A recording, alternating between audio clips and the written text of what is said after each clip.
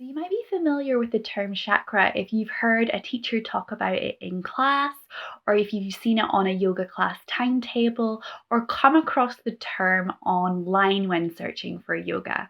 It's quite popular for yoga teachers to theme yoga classes around the idea of the chakras. So I thought it would be useful to explain what the chakras are, what they mean, and what they can mean for our own yoga practice.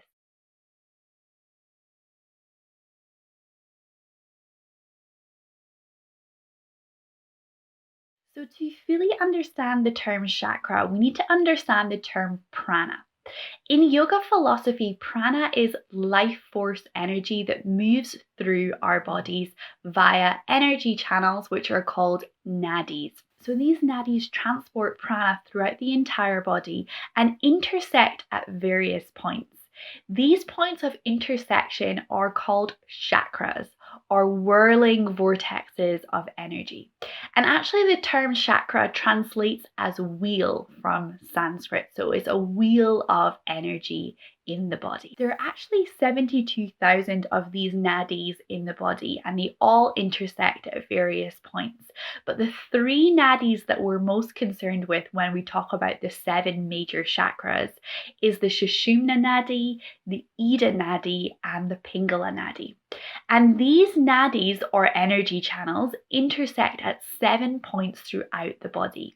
And these 7 points are the seven major chakras that we are familiar with in the practice of yoga. And these chakras actually also correspond with the nerve plexuses that we know about in the physical body. So through the system of yoga, the aim is to purify, awaken, and rebalance the chakras to allow prana, or life force energy, to travel harmoniously throughout the entire body. And each of these seven major chakras correspond to different parts of the physical body, different parts of our emotional well-being, and different parts of our spiritual life. And so by balancing each chakra, the hope is that we can cultivate an overall sense of well-being in our spiritual, emotional, and physical lives.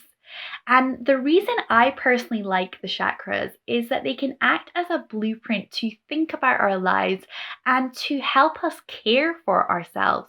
They're a blueprint for self-care. So by thinking about each chakra and how it corresponds to our physical, emotional, and spiritual lives, then it can help us to take better care of ourselves. So to summarize that, prana is life force energy that travels through the body via nadis, or energy channels. And where these energy channels intersect is a chakra.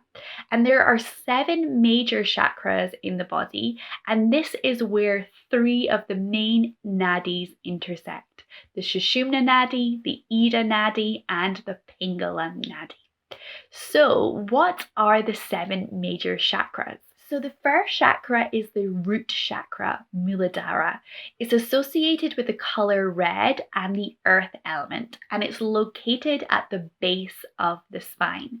When we practice a root chakra themed class, it will focus on the legs and the feet. This chakra is connected to stability, security, and a sense of prosperity in our lives. It is the chakra that is concerned with our basic needs for survival.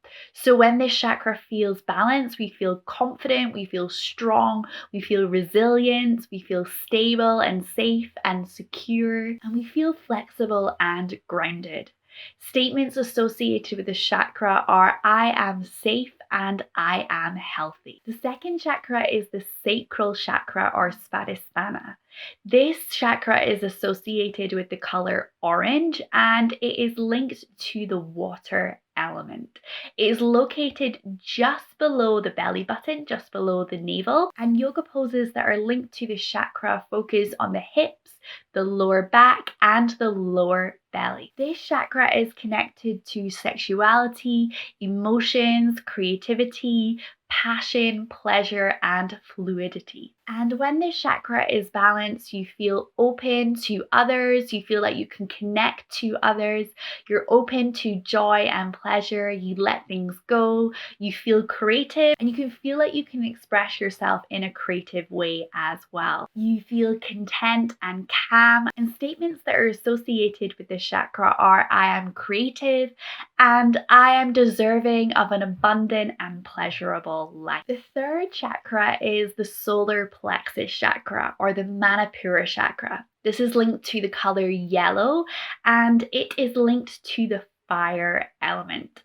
It is located in the mid belly, and yoga posers will focus on core work and twists, as they will focus on the mid belly and the mid back. The Manipura chakra is associated with heat, power, and transformation.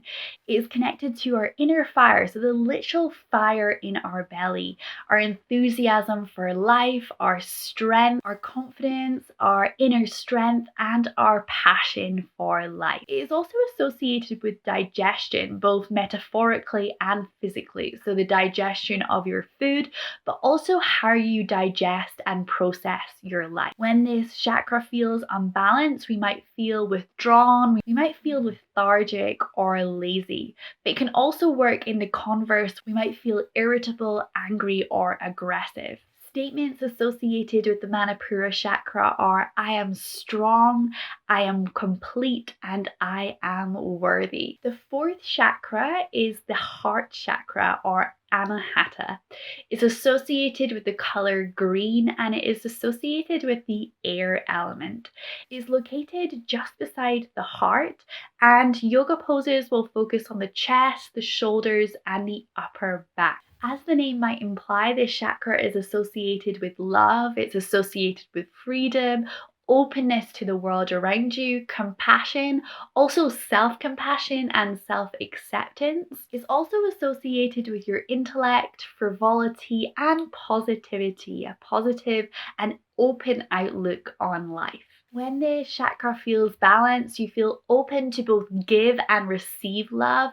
You feel open to the world around you, open to others. You feel compassionate, you feel motivated, and you feel innovative. And you'll express a sense of mental agility as well. And so statements associated with the heart chakra are I am love, I give and receive love, and I am loved. The fifth chakra is the throat chakra, or the Vishuddha chakra.